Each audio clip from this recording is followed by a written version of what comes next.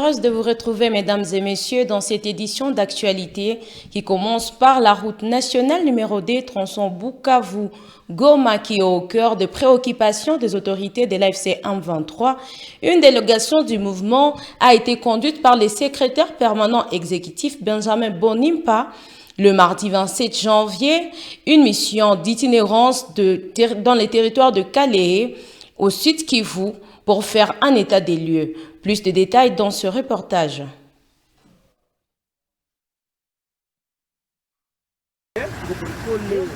Mettant à profit son séjour en province du Sud Kivu, le secrétaire permanent chef de l'exécutif du mouvement révolutionnaire AFC M23, Benjamin Bonimpa, a effectué aux côtés du gouverneur du Sud Kivu, Patrick Boussou-Bouangui, l'inspecteur général de la gouvernance, Rigobert Amani Kabacha, du chef de département de la mobilisation et encadrement des cadres, Désiré Roukomera, ainsi que d'autres hauts responsables civils et militaires, une mission d'itinérance en territoire de Calais à partir de ce mardi 27 janvier 2026.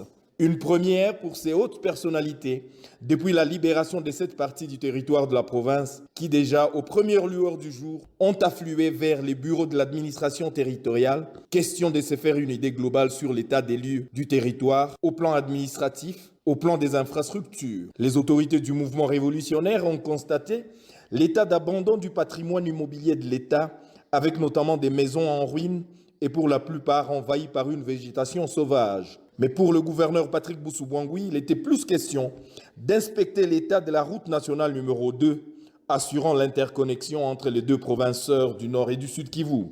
À ce jour, les autorités du mouvement révolutionnaire ont pu se rendre compte des efforts consentis en vue de sauver un ouvrage d'art, les ponts Tungulu au niveau du PK 87, où les techniciens de l'Office des routes sont à l'œuvre avec des travaux de gabillonnage et de lutte anti-érosive en amont comme en aval du pont, permettant ainsi une bonne mobilité sur le tronçon. Effectivement, nous sommes au niveau du pont Tungulu qui se trouve sur la nationale numéro 2, au PK 87. Et comme vous savez, c'est depuis le mois de novembre, précisément le 21 novembre, qu'une forte pluie s'est abattue dans la région. Et malheureusement, le pont Tungulu n'a pas été épargné. Et il y a eu de forts affouillements au point de déstabiliser les ponts. Heureusement, les autorités ont écouté les cris d'alarme de la population et c'est comme ça qu'ils nous ont d'abord, dans un premier temps, envoyé pour mener les études pour sauver les ponts. Et maintenant, là, c'est la concrétisation. Nous sommes venus maintenant pour commencer les travaux. La consistance de ces travaux, c'est faire les travaux de gabillonnage pour récupérer le niveau du lit de la rivière, mais également faire les travaux de lutte anti-érosive. En revanche, le gouverneur du Sud Kivu et ses hôtes ont constaté avec grand regret l'état des délabrements très avancés du lieu dit chez les Français, à la lisière de Nyabiboué, à quelques 100 km de Bukavu. Ici, un énorme canyon s'est créé, occasionné par des mouvements tectoniques avec un effondrement de la route.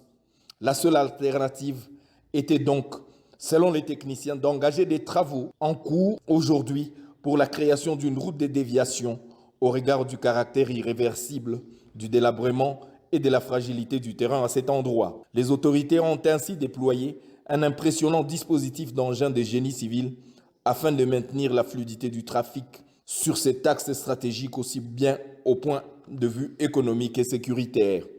L'appui de la très haute hiérarchie du mouvement révolutionnaire AFC M23 a donc été sollicité. Le gouverneur Patrick Boussou-Bouangui exprimant son absolue conviction que tout sera mis en œuvre pour le maintien en état de cette route d'intérêt national. Sur le trajet, la délégation a pu communier avec la population, notamment à Nyabiboué, où elle a exprimé son satisfecit au regard de l'engagement de la jeunesse qui a rejoint massivement les rangs de l'armée révolutionnaire congolaise ARC. Mercredi, le gouverneur Patrick Boussou-Bouangui a poursuivi ses activités à Minova avec à l'agenda un meeting populaire couplé à des rencontres avec les différentes couches sociales de la population. La population du quartier Le Volcan a accueilli ce jeudi 29 janvier l'équipe provinciale de mobilisation, sensibilisation, recrutement et appui à la pacification à laquelle s'est joint le maire de Goma Katembo Daleni Julien dans un meeting populaire. L'autorité urbaine a déploré que dans les secteurs de transport, 98% des cas d'accident est causé par l'ivresse, suivant le maire de Goma. Lakini tunawashukuru tena sana sababu kuhusu usalama mlikuitika kukolabore na shie, hatungeweza kufikia hii hali kama hakuna participation ya population. Vous avez accepté de coopérer avec nous comme administration, service à renseignement, service à police, na vile service ya jeshi. Voilà résultat. Na vile tunawashukuru kuitika kukoopere na shie kwa hii assainissement parce que ile $2 tunapana par ménage ndio iko na kamati ile imudisi inapeleka kule potwa. Sababu inalipa gari, inauza karibira, inalipa chauffeur na inalipa ule buero ukamata ile mchafu anaitia mgari. Participation ya population. Na wakati leo mtu iko natokea nje anaona vile ya Goma, la ville de Goma est devenue propre. Na ukaenda ku zone de santé ya Karisimbi, zone de santé ya Goma, batakuta ile mato ya malaria ya ile mamaladi inashuka. Zamani ulikuwa unaweka gari unashindwa kisha kutoka na gari yako sababu utakutana na uwezo barabara. Leo mnaona polisi yetu iko na kazi mbili. Ordre public haikukua, wana remettre ordre public na discipline ndani ya society. Ni hivyo tu ni pekee. Lakini vile mlikuwa naona hapa akose Carrefour kama zilikuwa kidogo ndani ya ville de Goma zilikuwa plus de 50. Na pale unafikisha gari yako wanakuomba document, ukapata tu shida kidogo wanatia échangeur pale pembeni, hauna pesa unakamata deni kwa échangeur yenyewe ni riba. Utafika kwa niveau ingine na gari unaipana sababu utashindwa kisha kulipa pesa. Vous avez vécu ça ici dans la ville de Goma. Vous avez vécu une situation de non-état. Hakukuwa nchi. Hakukuwa état. Lakini leo population inaona mabadiliko huko. Mwa hii semene hii inaisha tangia lundi mpaka leo. La ville de Goma s'est présentée avec 8 accidents et grave. Parce que kuko wakukatika miguru na wakukufa. Na 98% ya cause ya ile accident ni deux choses: ivresse au volant et excès de vitesse. Les papas qui sont ici et les mamans qui sont ici, allez éduquer nos papas parce que mingi biko nakolo papa. Barakia pima tester alcool test hapa iko kutoa siku 400. Le papa est ivre anatembeza vivali. Anajitia danger na atatugongea watu. Na ndio maana tunasema tunapelete na conscience yenu. Il faut cesser ça parce que 17 jours au cachot, sababu tunaona ina accelerate, wanasema hakuna amani. Kama inawezekana tutaomba wakubwa tuongeze na muda. Sababu population yetu kusikia. Na kama itaendelea vile tutamultiplier na kwa des semaines. Yenye unafahamu cachot. On peut pas accepter ça. Juu ya chiffre, ukamate watoto huko sike mtoto wako alishapanda bisi, lakini mtoto wako unamkutana mfereji. Juu ya chiffre ya 500 francs. Et l'État qui se respecte doit veiller sur ça. Assistant sans vivre au quartier Lac Vert dans la commune de Goma à 120 enfants orphelins et 28 femmes de 3e âge par la bourgmestre de Goma, Hélène Moukadissi. La remise a été faite le 27 janvier par la bourgmestre avec la satisfaction des bénéficiaires. Le détail dans ce reportage de la cellule de communication de la commune de Goma.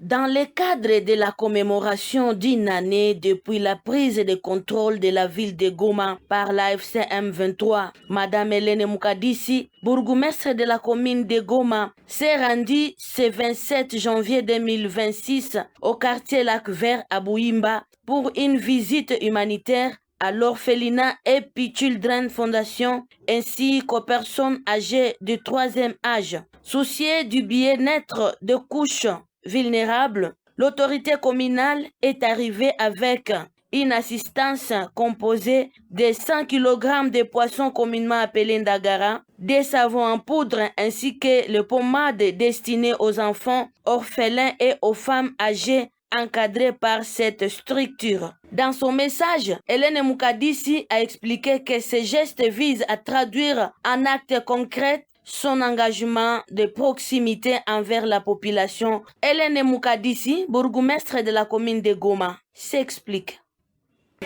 Juste yenye nisukuma tunakuwaka tuna upendo ya kuangalia kwenye batu bako batoto baorfele bazene kama ukomana. Mena yenye nisukuma sana mama huyu mwenye anaishi nabo aliniambia kama bako na orfelina meosi bako na encadre bazene. Nikasema inaomba niende kubasalimia, lakini journée ya leo kumie ina kitu kabambi. Sema kwa leo tarehe 27 ya mwezi wa kwanza. Sivile? Ndio AFC M23 ilifikaka mwezi mwingine ya Goma. Ndio nikasema nikuwe nichangie na nyie celebrate hii siku ya leo ya kuona Mungu ametulinda tunamaliza mwaka mwa hii vile ya Goma. Nikasema nitakuwa changia na mama wajane, batate, waonesha kama na nyie tungali tunawapenda. AFC M23 inawapenda sana. De son côté, Espérance Keya, responsable de l'orphelinat Happy Children Foundation, n'a pas manqué d'exprimer sa profonde gratitude à l'endroit de la bourgmestre pour cette assistance qu'il qualifie de soulagement pour les bénéficiaires. Couple Espérance Keya s'explique. Nous avons l'orphelinat avec 120 enfants et aussi nous sommes en train d'encadrer des vieillards qui arrivent à peu près à 28 mamans âgées, vraiment très âgées. Et aujourd'hui, c'est un plaisir pour nous de recevoir notre maman Hélène, la bourgmestre de la commune de Goma. Cet amour-là, makele upendo nye banatuti yako. Maki atujue kama tueleze namna gani, tuseme namna gani. Juu inaonekana kumatendo na haiko masemi tu. Il s'y de rappeler que Happy Children Foundation encadre actuellement 120 orphelins et 28 femmes du 3e âge. Autour de 500 colis de médicaments périmés ont été détruits ce mercredi 28 janvier. Plus de détails dans ce reportage de Asifiou Ibakonzi de la cellule des communications du gouvernorat. Destruction de lots importants de produits pharmaceutiques périmés ce mercredi 28 janvier 2026 au site de destruction situé dans le groupement de Moudja en territoire de Nyiragongo par le bureau d'inspection provinciale de la santé. Cette activité a été effectuée sous la supervision de Madame Célestine, chef de bureau des pharmacies et médicaments à l'inspection provinciale de la santé, les représentants de l'autorité provinciale en matière de l'environnement et autres personnalités du domaine de la santé. Selon la pharmacienne Célestine, ces produits pharmaceutiques ont été déclarés hors usage par MSF France afin d'être incinérés. MSF France, comme une organisation ordonnée, a déclaré les produits hors usage pour qu'on puisse procéder à la destruction. Pour dire que chaque organisation qui utilise les produits pharmaceutiques, ils l'amènent, ils utilisent. Après, s'il y a péremption, ils déclarent au niveau de l'inspection qui est l'organe compétent pour détruire les produits pharmaceutiques. Il y a les autres intrants, il y a les blouses, il y a les gants.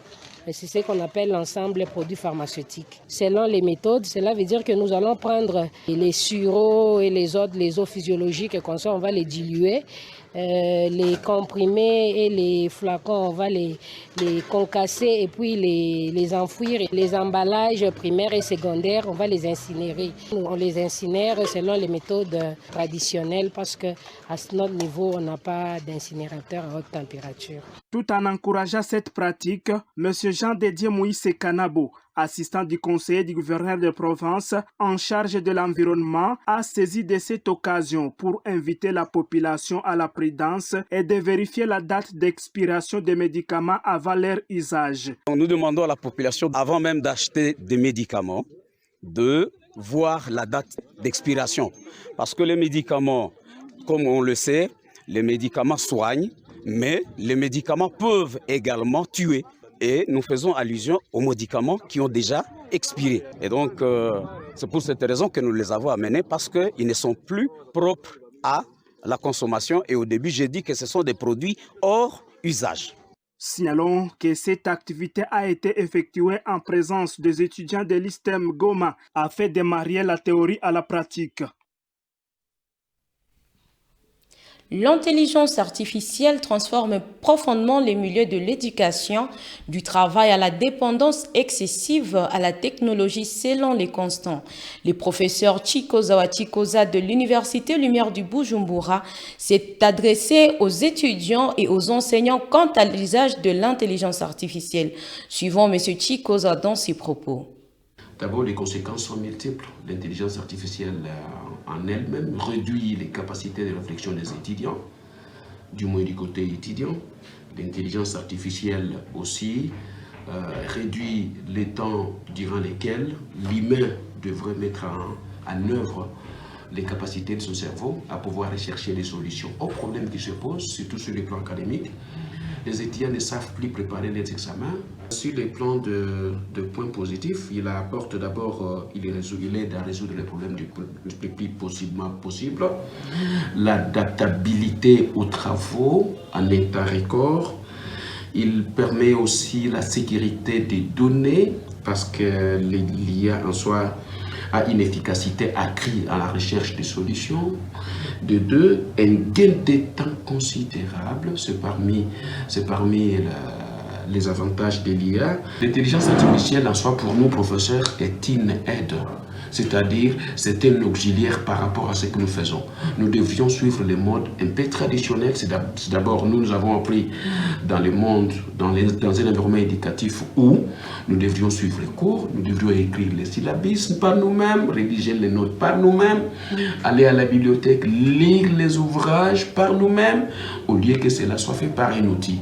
C'est ce qui fait que, du moins du point de vue de la performance académique, la performance intellectuelle, les étudiants qui finissent ces derniers temps sont moins forts par rapport à nous-mêmes, par rapport aux générations antérieures.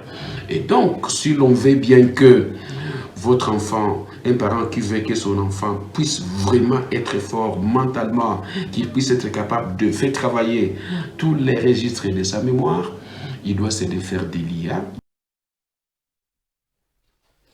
Pour encourager la sécurité alimentaire en cette période de vaches maigres, certains habitants de Goma ont déjà trouvé des solutions palliatives. L'entretien de jardins potagers. À Imbi, Madame Jeannette s'y adonne déjà et à Keshiro, Madame Kaindo Mukandirwa entretient ses jardins. Cette initiative reste encouragée. Le détail avec Esther Mukawa. Cette initiative de jardin potager est observée au quartier Himbi et à Keshiro depuis quelques mois. En cas de carence, Madame Jeannette rend disponibles ses légumes, même pour ses voisins. En raison de la crise économique et du manque de ressources, c'est une solution à la crise alimentaire.